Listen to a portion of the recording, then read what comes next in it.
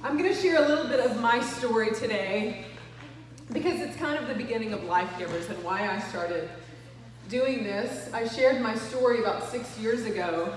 I have a blog, it's called Flirting with Joy. And I shared it 6 years ago, and actually that was right when I was switching churches. And I had so much response from it. I thought it was not a big deal, it was just my story. But I felt like it was something that needed to be shared. My dad was a pastor, and I grew up in the Baptist church, and we didn't really talk about real things, what was really going on in people's life. You know, the women got together, but they just smiled and kind of acted like their lives were perfect and their children were perfect. And you went on your merry way. And that really always bugged me. I always wanted to be a part of a women's group since I was little. And they just weren't, what I had experienced wasn't honest, until I started listening to Beth Moore. I don't know if any of you guys are familiar with Beth Moore, but I absolutely adore her because she takes the scriptures so seriously, and she also has such a major, crazy story of her own. She was sexually abused from a little bitty kid. And she doesn't focus in on the gritty details, but she does admit that, it's really colored her entire life and really been difficult to get out from under that pain. Even though she knows what the Lord says, it's still tough. And even when you get out from under that pain, something new happens, right? What do they say? They say either you're walking through something tough, or you just got out of something tough, or something tough is coming. Because that's the way that the Lord pursues us. And that's not just the way the Lord pursues us, it's the way the devil pursues us too, right? Satan gets us when we're in our lowest point. But so does the Lord. So I'm here to give you guys hope, because whatever you're walking through, man, that is just the Lord pursuing you with a vengeance. So don't ever think there's not purpose in your pain, because there is always purpose in your pain. So I'm going to read a little bit of my blog and kind of talk to you guys. This is the first thing I ever wrote. And it's just what happened in my life. And I want to start by reading John 20:29. It says, this is when Jesus is talking to Thomas, and you've heard of doubting Thomas. He did not believe that the Lord really died on that cross, and he said, I'm not going to believe it until I feel the holes in his hands. And Jesus did that for him. But after he did that for him, he said, you believe because you have seen me. But blessed are those who believe without seeing me. And that's who we are. My prayer is always, Lord, just between me and God, I'm like, I want to see you. I want to see you in this life. Just show me something. And God's saying, Allison, man, you couldn't see me if I tried to show myself to you. And he is revealing himself to me every day. But he's saying, but blessed will you be if you believe in me and you don't see me. So I'm resting in that in this life, and I hope that you will too. Okay, so this happened when I used to live in Los Angeles, and my dad had a church there. When I found out I was pregnant, this is 14 years ago, I was devastated and ashamed. I had to make a choice. I had no idea of what pain was to come, and no idea of what goodness God would bring into my life through a man named Gabriel, who is now my husband, and a child named Grace. Gabe didn't pick up the phone the night I found out that I was pregnant. I'd left him an anxiety-riddled message telling him to call me. He was in graduate school at Texas A&M at the time. I was working in Los Angeles, and next in line for the happy news were my parents. So I just found out I was pregnant because one of my girlfriends, I kept telling her, I feel awful, I just feel awful. And she's like, baby, you're pregnant. I'm like, what? That's impossible. Yeah, no, it's not, ladies. When you have sex, you can get pregnant. If you don't know that now, go ahead and lock that one away, okay? So I had to tell my parents, and I had a great friend. She was a chef, and her husband was a great friend of mine. He worked for Warner Brothers, and he's an awesome dude. I called them, and we planned a dinner. They went to my parents' church. He said, okay, my wife is going to cook, and we're going to make this happen, Allison. You can do this. You can tell your parents. We went to, it was Ralph's in L.A., not H-E-B. But they had those Jesus candles, so I bought a bunch of those and set them on the dining table just so I thought maybe God would be a little bit more with me at that time. It really doesn't make a difference, but in my mind it did.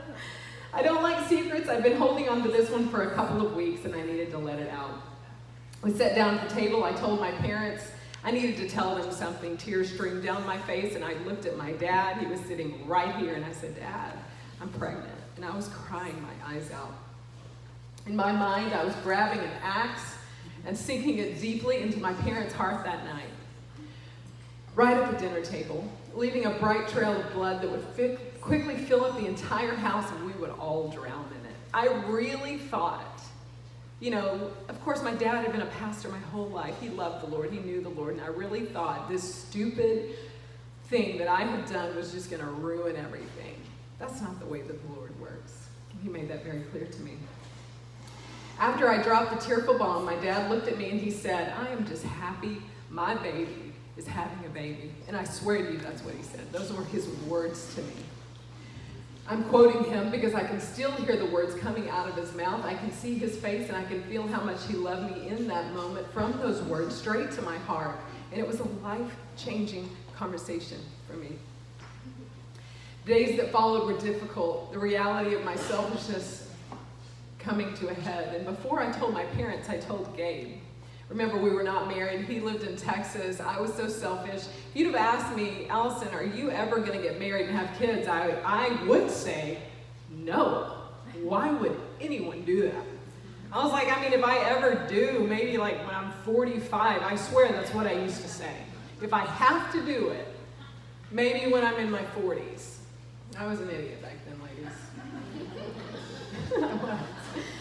Okay, I was sad, angry, anxious, and confused, and on the inside, I'm sure Gabe was too, but he did not show it. He was calm and kind, and he told me not to worry, that God would take care of us. And when he said that, I thought he was an idiot. His brain had been taken over by aliens, and I'll tell you why. He had never talked about the Lord before, ever, in our relationship, ever. I knew his parents, I knew his granddad was a pastor. I knew there was something in there. He was a very kind person, but it was not part of our foundation. We didn't have a foundation. I was too selfish to really date him for real. This had been 5 years on and off. I was not interested in that kind of relationship. I was in LA, I was pursuing music, I was singing on movie soundtracks. I was now a member of the Screen Actors Guild. My life, for the first time, I felt like, okay, I can do this. And I was excited until this. When he suggested we get married, I thought he was losing his mind, and I said, married? Who? Us? I did not want this to be happening. Gabe and I dated on and off for 5 years before this. It was very convenient that he was at Texas A&M and I was in Los Angeles. I could not be bothered with the relationship. I was an idiot. I was selfish. He came to LA a couple of weeks after finding out the news, and a couple of days before he was supposed to leave, we got married. I was in shorts and a t-shirt. My dad pronounced us husband and wife. Tears streaming down my face as my mom took pictures with an instant camera. So, I just want for a second to walk you guys to 1 week prior to that. I was sitting with my mother, because I already told them, right? This is before Gabe got in town. And my mom, I dearly love her, but she's never been the best in moments of pressure. My dad was, right? He's like, I love you, I'm just happy my baby's having a baby, which is what I needed to hear. This is what my mom said. Well, and I can't say this word in church, so I'll say but. Well, his butt better be on that birth certificate. And then she'd say, no, Allison, you don't have to get married. You know what? No, he needs to take responsibility. And then she'd be like, the Lord's gonna take care of you. So it was like she was bipolar, right? It's like, you're gonna be fine. Oh, and I can't even say what she said. I'm not gonna do that because Pastor Randy will overhear me in the overhead. Anyway. So mom's following me around with an instant camera. It was horrible. I wanted to grab that camera and throw it as far as I could and run away as fast as I could. But she is my mom, and she was right, and something was keeping me there. The pictures bring back some pretty ridiculous emotions, they do, and I'm glad that I have them. It was just me and Gabe in shorts outside of our house in LA. My heart beats fast thinking about that day because it was awful. It was awful.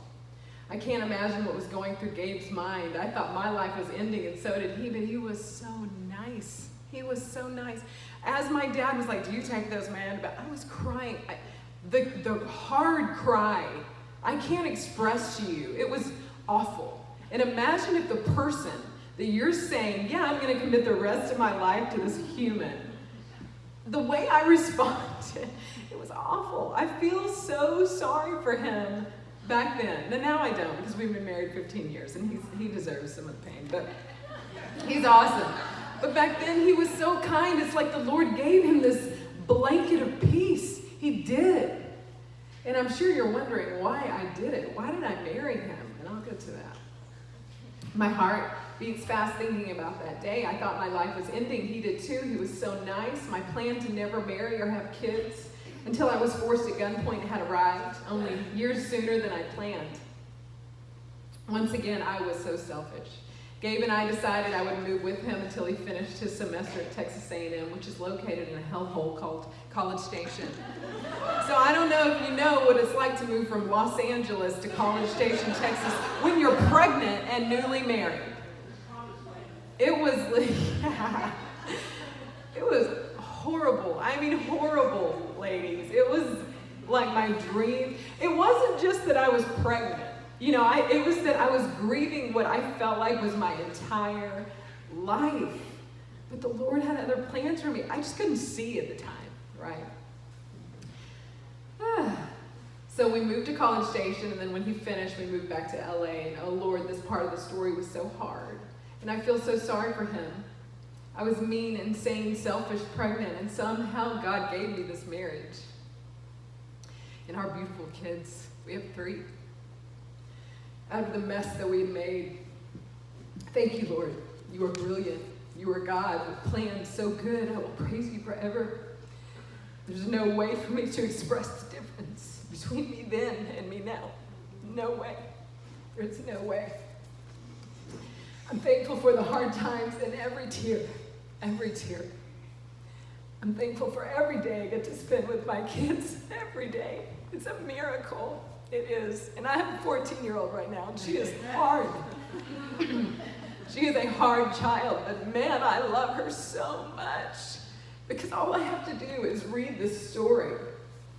Sorry, ladies, this is PMS, I'm crying. All I have to do is read this story, and I see every bit of my stubbornness in her. And it can be a gift, because had I not been such a jerk, I don't know if the Lord would have been able to reach me. I wasn't lukewarm. I was in LA. I was that far, right? I was so determined to be somebody else. But the Lord saw who I could be. I'm thankful for our parents who lift us up in prayer, provide for and love us in a way that I cannot explain. I'm thankful for all of the jokes that I've shared with my brothers that bring me back to a happy place. I'm thankful for my youngest brother holding my hand so tightly when I told him I was pregnant 14 years ago. And it's those little things that save your life. It's the little things that God gives us, tiny gifts that keep us going. Blessings that remind us of how good life can be if we will just hold on and trust that the only God who makes beautiful things out of the dirt can do it for you too, and he can. So look for him in your life.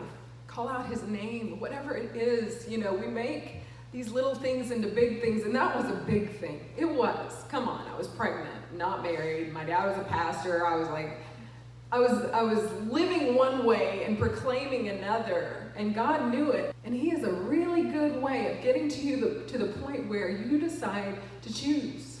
Who do you want to be? And that's why I'm here, ladies. Who do you really want to be? We think we can live like this and proclaim this, but the Lord, and you can, and I'm not suggesting that there aren't a lot of people that are halfway committed. That I'm not saying, the Lord knows them, he does, but he wants so much more for you. He wants you to dig deep and get to know him, and the only way I got to do that was reading his word. That's the only way. There's a parable that Jesus talks about in Luke. It's actually in Luke 8. It says women who followed Jesus, and he tells the parable of the scattering seed, and he says, a farmer went out to plant his seed, and as he scattered it across the field, some seed fell on a footpath where it was stepped on and the birds ate it. Other seed fell among the rocks. It began to grow, but the plant wilted and died for lack of moisture. Other seed fell among thorns that grew up with it and choked out the tender plant. Still other seed fell on the fertile soil, and that seed grew and produced a crop that was 100 times as much as been planted. And when Jesus said this, he called out, anyone with ears to hear should listen and understand. You are permitted to understand the secrets of the kingdom of God, but I use parables to teach the others so the scriptures might be fulfilled. And when they look, they won't really see. And when they hear, they won't really understand. But I want you in this room to hear it and get it. But you have to decide to get it. You can't just hear it and think, oh, okay, Jesus, that's great, and Noah's Ark. No, ladies, there's more to it. It has to be in you. You have to read it and believe it. And Chrissy just came up to me and said, she likes when I lead worship, and I greatly appreciate that, but it's tough on that big stage because, number one, I wasn't leading that day. I was singing parts, which is like, if any of you are singers, I was singing alto, and it's a different part of the song, and I'm trying to stay with the Lord and in these words, but I'm trying to remember what I'm singing, and there's a million people out here in your ears and your hearing and it's so hard to stay in communion with Jesus on that stage, but gosh darn it, I'm gonna do it. But that's life, right? So many distractions. It's really hard to stay in communion with Jesus, but man, I'm gonna do it if it's the last freaking thing I do. Because that's how important it is. None of this other stuff, it will all burn away. It will all burn away. I don't miss LA for a second. My brother lives there. He produces TV. He's doing awesome. I don't miss that because when the Lord comes in and allows you to pursue him, you see everything so new. So don't think you're missing out. And don't be distracted with what everybody in the world says is important. Man, it is not. It is not. Anyway, I printed these things out because I want you guys to know what the Lord says about you. It says, I am a woman of God, redeemed by Jesus Christ. I'm loved, I'm pursued, I'm chosen, equipped with the words of life. I am clothed in strength and dignity. I am commissioned here and gifted by the Spirit. I am forgiven. I am unbound. I am blessed. And blessed is she who believed. And that's you. This is who you are. I don't care who you think you are. This is who God says you are. Anyway, so it's time to step up and be who God says we are. So that's why I do this. Anyway, that's all I got. Thank you guys so much.